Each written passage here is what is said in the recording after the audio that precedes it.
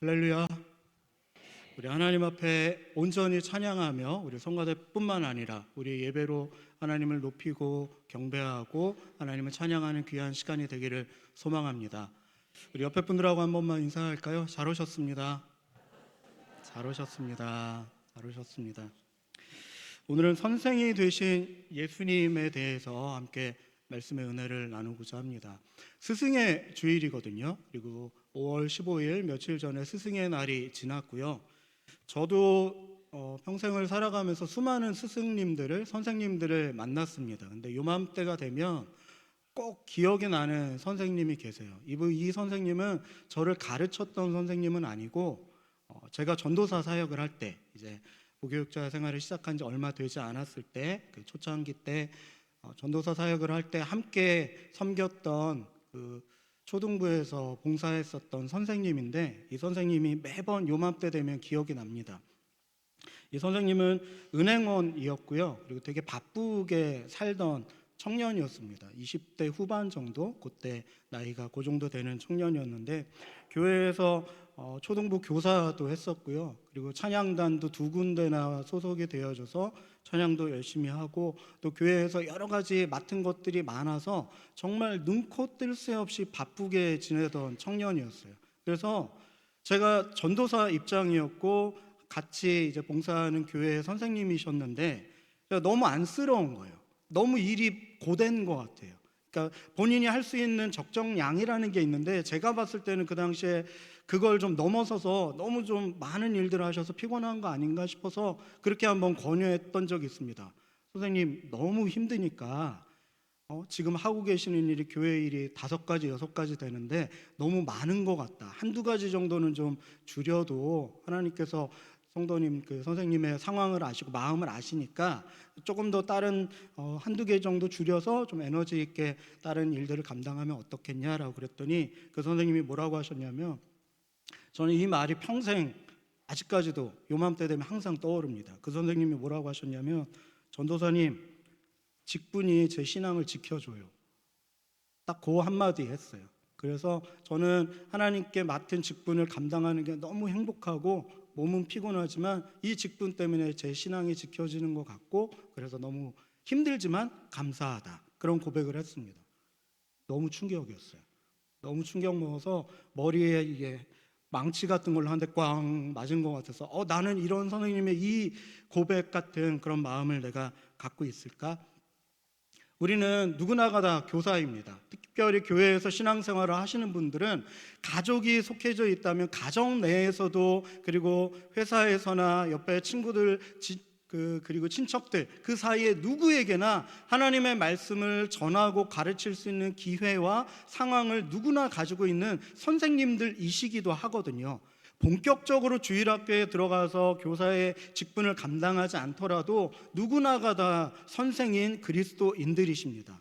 여러분들은. 그래서 선생님은 사실 본을 보이고 가르침을 주면서 그 본을 보이고 따라갈 수 있는 앞모습을 보여주는 역할을 하는 분들이 선생님이신데, 그 선생님의 가장 큰 본이 되시는 대표격이 누구시냐면 바로 예수님이십니다. 가장 훌륭하고 본받을 만한 선생님은 예수님이세요. 그래서 말씀하실 때 레위기 11장 44절에서 이렇게 말씀하십니다. 우리 화면을 보시면서 함께 읽어보겠습니다. 시작. 나는 너희 하나님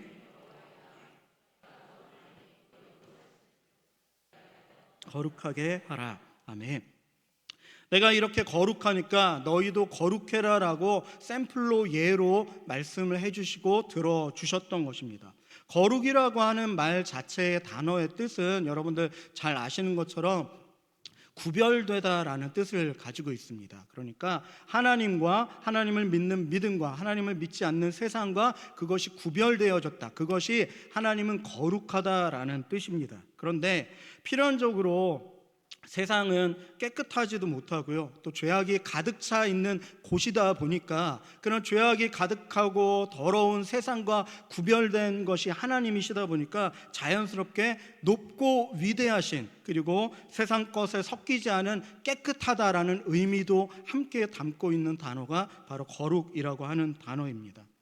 그 예수님께서 하나님께서 거룩하라라고 말씀하셨던 것처럼 예수님께서도 거룩한 세상과는 구별된 삶의 모습을 본을 보여주셨거든요. 오늘 본문의 예수님도 구약시대의 하나님처럼 주인과 선생이 되시는 누구하고도 비교할 수 없는 가장 높은 분이심에도 불구하고 먼저 낮아지심의 본을 보여주신 예수님에 대해서 오늘 그 선생님 되신 예수님에 대해서 함께 말씀의 은혜를 나누고자 합니다. 자, 예수님께서 우리의 선생이 되어주신 방법, 세 가지 단계, 세 가지 방법이 있는데, 첫 번째는 함께하는 은혜를 우리에게 주셨습니다. 함께하면서 우리에게 배우게 하셨어요. 여러분들 하루에 깨어있는 시간이 몇 시간 정도 되십니까? 지금 하품하시는 분은 이제 부족한 잠을 좀 채우시려고. 벌써요? 네. 조금 더 참아보세요. 보통 이제 깨어있는 시간은 16시간 정도 된다라고 합니다. 평균 수면 시간이 6시간에서 8시간 정도는 자야 생활을 하는데 무리가 없다라고 이야기를 해요. 근데 깨어있는 시간은 16시간이고 잠자는 시간까지 포함하면 하루에 24시간인데 예수님께서 우리를 가르쳐 주시고 선생이신 예수님께서 우리를 제자 삼으신 첫 번째 방법은 무엇이었냐면 24시간을 제자들과 함께 하는 것이었습니다. 24시간의 모든 시간을 제자들과 공유하는 것이었어요. 예수님께서 알려주신 방법은요, 일방적으로 지식을 가르쳐 주시는 것이 아니셨습니다. 얘들아, 여기가 갈릴리 바다고 여기가 성전이고 여기가 얘가 비둘기고 이렇게 지식만을 가르쳐 주신 것이 아니었다는 거예요. 24시간을 함께 지내다 보면 문제가 있습니다. 여러분, 무슨 문제가 있을까요? 선생님이니까 배움을 주어야 되는, 본이 되어 주셔야 되는 모습을 가지고 있지만 사실 그런 모습만 있는 것은 아닙니다. 지금 이 자리에서 제일 거룩해 보이고 그래도 제일 구별돼 보이는 사람이 누구일까요? 예, 저 같겠죠? 그래도 예배 시간에, 설교 시간에 하나님의 말씀을 전하고 있으니까 아마 하나님과 제일 가까워 보이는 모습이 아마 지금은 설교자의 모습이 아닐까 싶습니다. 하지만 제가 어떻게 사는지 여러분들이 모르시잖아요. 교회에서도 하나님 앞에 예배하고 하지만 저에게도 인간적인 부족함과 약함들이 많이 있기 때문에 화가 나면 화도 나고 썽도 내고 또 다른 사람들 앞에 부끄러운 모습들도 저도 분명 가지고 있습니다. 그렇게 나쁜 놈 쳐다보듯이 쳐다보지 마시고 저만 그런 게 아니라 우리 모두 다 그렇지 않습니까? 예수님도 마찬가지셨어요. 예수님께서 하나님의 말씀을 전하시고 천국을 알려주셔서 이 사람들로 하여금 천국 갈 수 있도록 인도하는 하나님의 12명의 제자를 삼으시고자 하시는 귀한 은혜와 뜻이 있으셨지만 24시간을 공유한다는 것은 예수님의 부족한 인간적인 모습들도 드러날 수 있는 아주 위험한 행적이고 일이었다라는 사실입니다. 그 삶의 부끄러움이나 연약한 것들도 하나도 가감없이 보여지게 되어지고요, 공유되게 될 수밖에 없다는 것입니다. 그런데 예수님께서는 그런 삶의 모습 그대로를 보여주시면서 삶을 배우도록 우리에게 하셨다라는 겁니다. 마치 어린아이들이 부모로부터 삶의 인간다움이라는 것을 배우는 모습이 그렇지 않습니까? 여러분들 갓난 아기를 키울 때 아이들한테 막 그 수업 시간처럼 1교시, 2교시, 3교시 그런 거 없잖아요. 1교시는 기는 법, 2교시는 엄마 아빠 하는 법, 3교시는 맘마를 흘리지 않고 먹는 법, 이런 수업 시간 있으셨던 분 계셔요? 한 분도 안 계십니다. 그저 아이하고 먹고 자고 씻기고 마시고 함께 생활을 했던 것뿐입니다. 그러면서도 말하지 않아도 아이들은 부모의 그 모습 그대로를 보면서 자라게 되어집니다. 가끔 가다가 애들이 이상한 말 할 때 있잖아요. 안 배운 것 같은 막 이렇게 험한 말을 한다든지, 누구를 욕하는 말을 한다든지, 말 그대로 욕을 한다든지, 그러면 가끔 가다가 그 부모님들이 밖에서 그런 아이의 모습을 보면 그런 말씀들을 하십니다. 어머, 얘가 왜 이래? 어디서 그런 말들을 배웠어? 어디서 배웠겠어요? 다 아시잖아요, 그렇죠? 집에서 배운 거예요. 엄마든 아빠든 형이든 누나든 동생이든 누군가가 하는 말을 듣고 어린아이는 그것의 진짜 뜻은 알지도 못한 채 그저 따라하면서 그렇게 자라는 것뿐입니다. 예수님께서 제자를 삼으신 첫 번째 방법은 함께 하셨다라는 거예요. 24시간을 그저 함께 지내시면서 먹고 마시고 가르치시고 주무시는 그 시간을 공유하면서 너희들이, 제자들이 예수님의 그 모습을 그대로 보고 듣고 배우도록 하셨다라는 겁니다. 2003년 피지에 닭과 함께 자란 사람이라는 사람이 있어서 세계 토픽에 한번 난리가 났었던 적이 있습니다. 자원봉사자가 피지에 있는 한 마을에서 이 사람을 발견했는데요. 이름은 쿠마르라고 하는 사람입니다.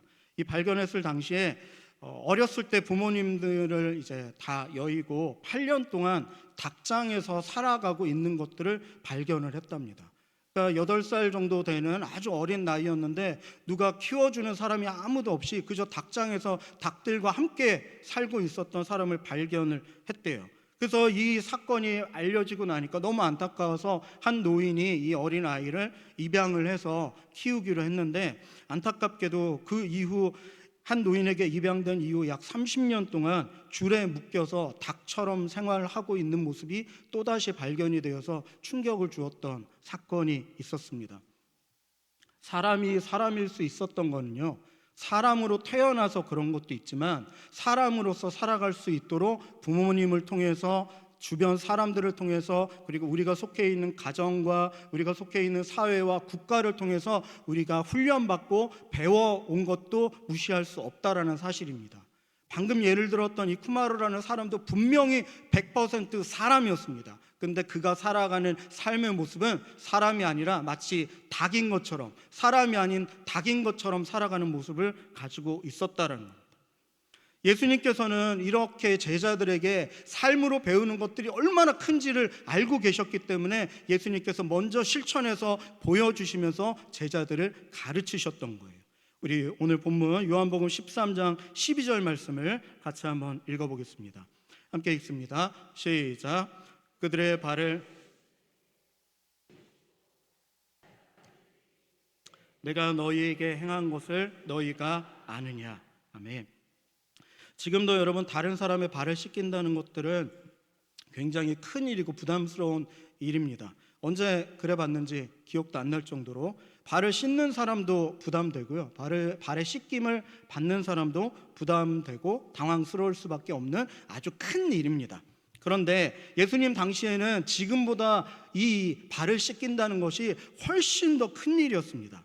발 씻기는 일의 이 배경을 잠시 말씀을 드리면, 당시 이스라엘 지역은 고온 건조한 지역이 많았습니다. 대다수여서, 그래서 밖에서 생활을 하다 보면 모래나 먼지가 없는 날이 없을 수 없는, 그래서 밖에 외출을 하고 밖에 외출을 갔다가 집에 돌아오면 모래나 먼지가 온 몸에 묻지 않는 것이 있을 수 없는 그런 배경이었습니다.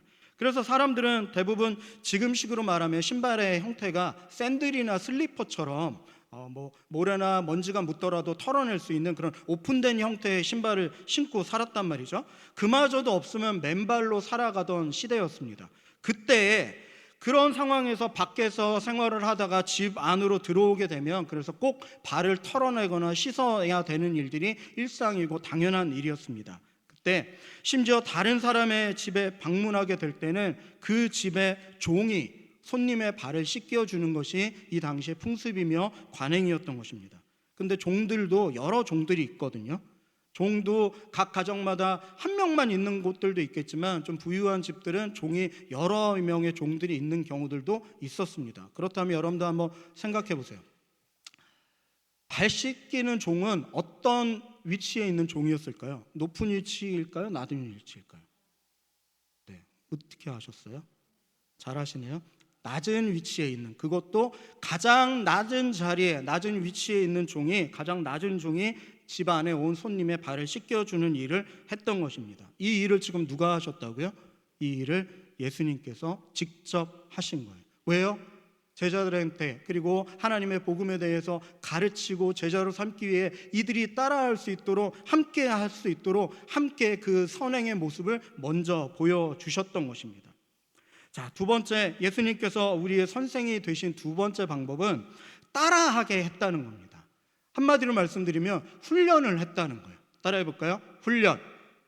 아멘 해볼까요? 아멘. 지금 뭐 한 거예요? 따라하게 했고요, 훈련한 겁니다. 아멘 하면 여러분 은혜 받습니다. 모르셨던 분 손 들어보셔요. 지금 처음 알았습니다. 어머, 세상에 목사님 그 중요한 걸 지금 알려주시면 어찌합니까? 말씀에 아멘 하면 은혜 받고 그 하나님의 말씀이 여러분 삶 가운데 녹아들어서 하나님께서 여러분들 삶을 인도하시고 축복해 주실 겁니다. 그래서 우리가 아멘 하는 건데 이걸 모르는 사람은 없습니다. 그런데 우리가 아멘 하지를 주저하게 되죠. 왜요? 훈련받지 못했기 때문에, 훈련이 되어지지 않았기 때문에 그렇습니다.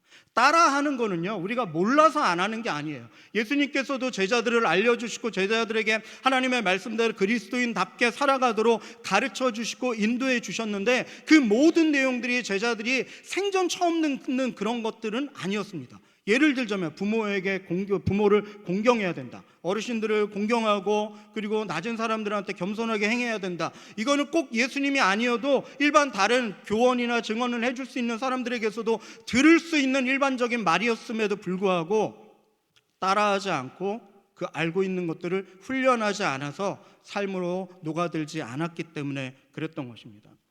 예수님을 따르던 사람들이 많이 있었거든요. 여러분들, 예수님을 따르던 사람들 중에서 대표적으로는 12명의 대표적인 12제자들이 있습니다. 또 어떤 사람들이 있었냐면 12제자로 지칭받지는 않았지만 제자가 되고 싶어서 또 제자들처럼 70명의 파송을 받기도 했었던 12제자 외에 다른 제자의 그룹들도 있었던 것으로 보입니다.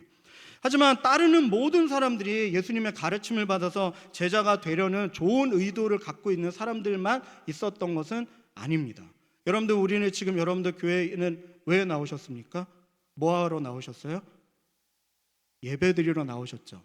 이제 6월 조금 지나면 이제 대선이 있는데, 대선 때는 그러지 않는데 가끔 가다가 저희들 국회의원 뽑는 선거를 하게 되면 교회에 교인이 아닌데도 가끔 오시는 분들이 계셔요. 그때만 되면. 누가 오세요? 이제 국회의원 출마하시는 후보자분들이 한두 분 교회에 방문하는 경우도 있습니다. 그분들은 예배를 드리러 오시는 거예요? 아니면 다른 이유로 오시는 거예요?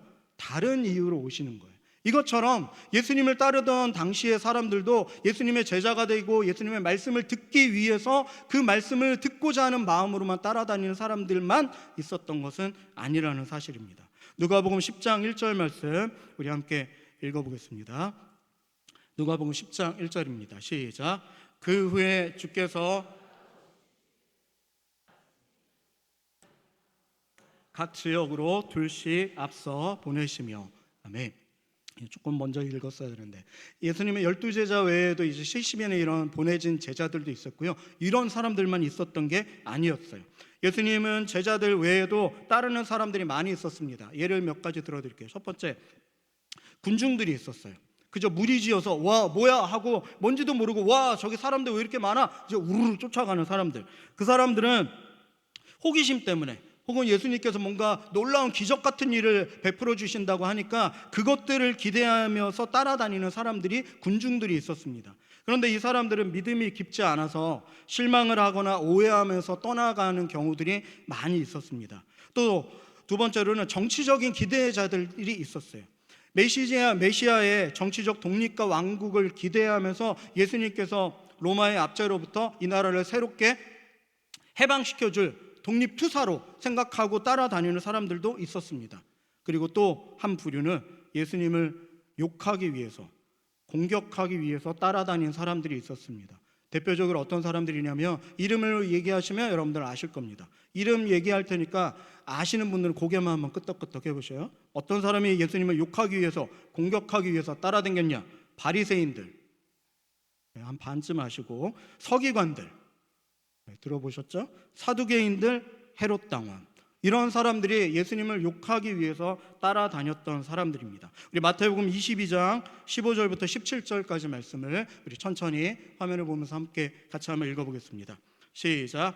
이에 바리새인들이 가서 어떻게 하면 예수를 말의 올무에 걸리게 할까 상의하고 자기 제자들을 헤롯 당원들과 함께 예수께 보내어 말하되, 선생님이여, 우리가 아노니 당신은 참되시고 진리로 하나님의 도를 가르치시며 아무도 꺼리는 일이 없으시니 이는 사람을 외모로 보지 아니하심이니이다. 그러면 당신의 생각에는 어떠한지 우리에게 이르소서. 세금을 바치는 것이 옳으니까 옳지 아니하시니까. 아니, 아멘. 말만 들어보면 예수님을 마치 추앙하는 것처럼 예수님 대단하신 분이고 하나님의 말씀을 잘 전하시는 분이십니다. 근데 정작 하고 싶었던 말은 뭐예요? 세금을 누구에게 바치는 것이 옳은 겁니까? 그거에 어느 쪽으로 선택하든지 욕하고 공격할 준비를 하고 예수님 앞에 나아왔던 사람들이었습니다. 이런 사람들도 예수님 주변에 있다라는 사실이에요. 우리도 예수님 주변에 있습니다. 우리는 예배드리러 온 사람들이기를 바라고 제자들이 되기를 소망합니다. 하지만 내 모습 가운데서도 때로는 예수님의 제자로서 성도로서의 모습이 아니라 이런 예수님을 공격하고 예수님을 비방하는 사람의 모습들도 내 속에서 스물스물 올라올 때가 있다라는 사실입니다. 그렇다면 어떤 사람이 제자입니까? 한마디로 말씀드리면 훈련받는 사람들이 제자입니다. 누가복음 9장 1절 2절 말씀 같이 읽습니다. 시작. 예수께서 12제자를 불러 모으사 모든 귀신을 제어하며 병을 고치는 능력과 권위를 주시고 하나님의 나라를 전파하며 앓는 자를 고치게 하려고 내보내시며. 아멘. 예수님께서 이렇게 제자로 훈련을 시키셨던 거예요. 그런데 그 훈련시키는 과정이 쉬울까요? 어려울까요?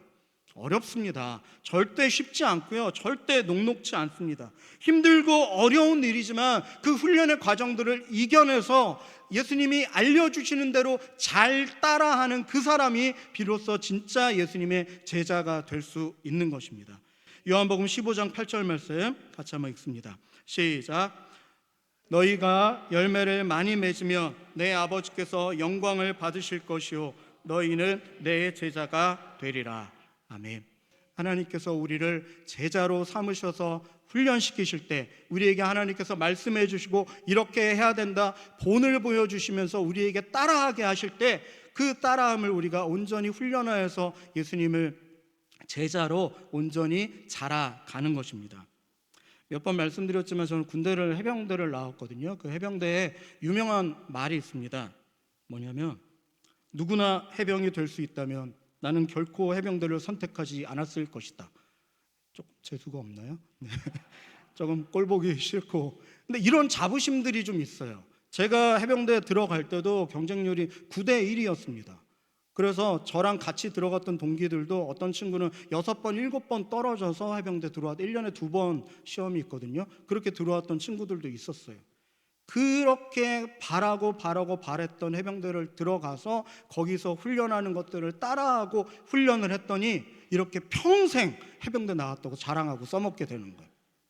훈련하지 않으면 제자가 될 수 없고요.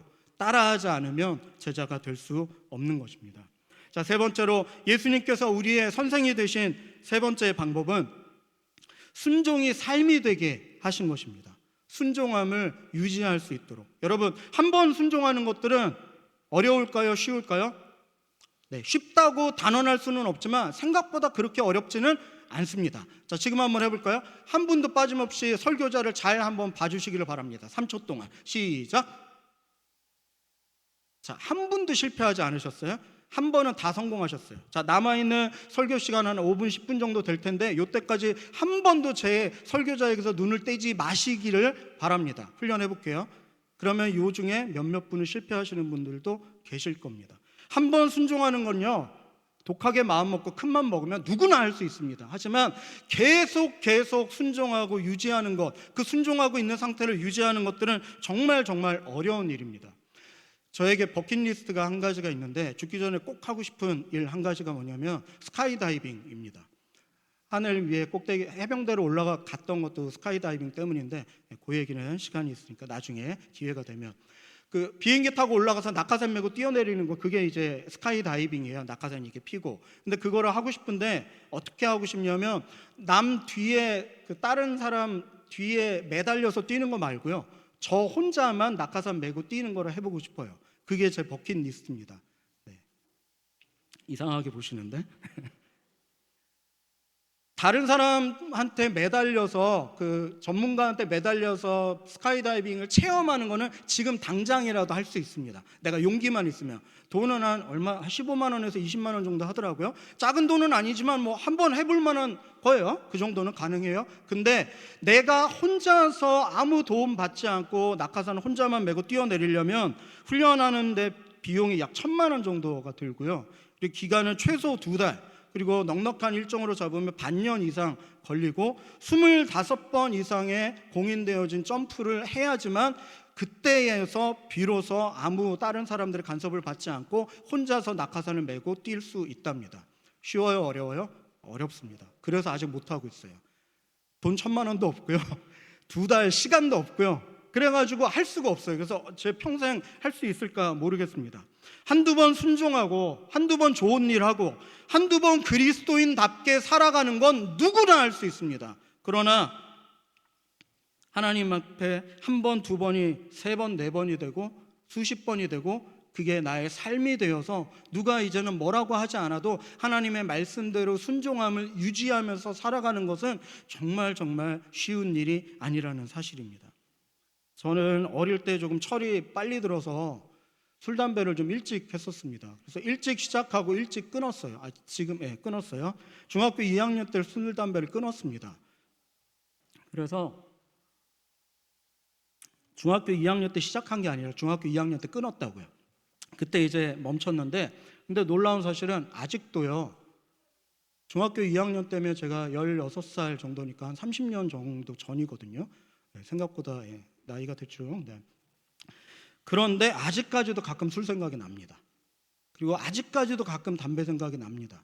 힘들고 짜증나고 피곤하고 막 뭔가 내 마음대로 되어지지 않을 때, 옛날에 그 정말 어렸을 때, 지금은 기억도 안 나는 그 어린 시절에 마셨던 그 술 한 잔, 이게 술이 뭔지도 모르는 상태에서 뭐 하셨던 그런 것들이 아직까지도 생각이 나더라고요. 여러분, 훈련은요 평생 해나가는 거예요. 쉬워지고 익숙해지고 완전히 삶이 되어서 예수님처럼 되는 것은 인간으로서는 불가능한 일입니다. 자, 우리 성경 말씀 보겠습니다. 마태복음 7장 21절 말씀입니다. 시작. 나더러 주여 주여 하는 자마다 다 천국에 들어갈 것이 아니요 다만 하늘에 계신 내 아버지의 뜻대로 행하는 자라야 들어가리라. 아멘. 이 말씀에 보면 주여 주여 하는 사람들마다 예수님을 믿는다는 뜻일 겁니다. 예수님을 주님이라고, 하나님을 주님이시라고 부르는 사람이라면 하나님을 믿는 사람일 거예요. 그러면 우리식으로 생각하면 교회도 다니고 예배도 드리고 신앙생활을 하는 사람들일 겁니다. 기도도 하겠죠. 그런데 그런 사람들이 다 천국에 들어갈 수 없다라고 어찌 보면 굉장히 무서운 말씀을 우리에게 하고 있는 것입니다. 참된 믿음을 갖지 못한 사람들, 천국에 갈 수 있는 방법은요, 예수님께서 알려주신 대로 예수님을 믿음으로 말미암아서만 천국에 갈 수 있는데, 이들은 그러한 예수님의 말씀의 가르침대로 믿고 따르고 순종하고 훈련받은 것이 아니라 자신들의 생각과 왜곡된 말씀을 통해서 신앙생활을 하며 당시 살아가고 있던 잘못된 신앙인들의 대상으로 예수님께서 하신 말씀입니다.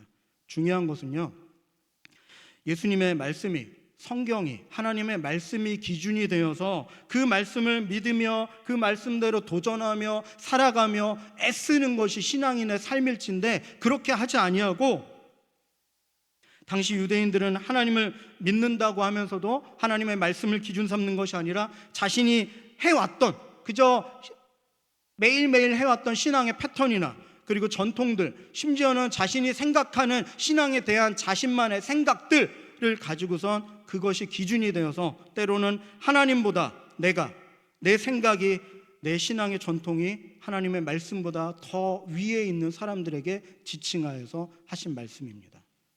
야, 네가 말로만 주여 주여 한다고 너 천국 갈 거 아니다. 너 내 말 듣지도 않고 믿지도 않고 훈련도 안 하고 따라하지도 않고 삶에 드러나지도 않잖아. 네가 가지고 있는 믿음은 진짜 믿음이 아니야. 너는 천국에 갈 수 없어 라고 그 당시 사람들에게 말씀했던 것입니다. 여러분, 우리가 주여 주여 한다고 하나님을 하나님 아버지라고만 부른다고 해서 우리가 하나님의 말씀대로 살아가고 있다는 것은 아닙니다. 오늘 말씀을 돌아보았던 것처럼 예수님의 말씀과 함께 하심과 따라함을 통하여서 우리의 삶에 예수님의 말씀대로 살아갈 수 있도록 훈련되어지고 연단되어져서 우리가 하나님의 말씀대로 살아가는 것이 당연한 삶의 모습이 될 수 있는 그러한 순종함이 유지되는 우리가 될 수 있기를 간절히 축복합니다. 이제 말씀을 정리하겠습니다. 예수님이 우리의 선생님이 되어서 우리를 가르치시고 천국 갈 수 있도록 인도해 주셨습니다. 우리와 함께 하셔서 배우게 하셨고요, 그리고 따라하게 하셔서 훈련하게 하셨고, 그리고 순종이 삶이 되어서 하나님의 은혜 받는 제자가 될 수 있도록 우리에게 허락해 주셨습니다. 우리도 이러한 선생이 되신 예수님의 온전한 제자가 되는 우리 모든 성도님들 될 수 있기를 간절히 축복합니다.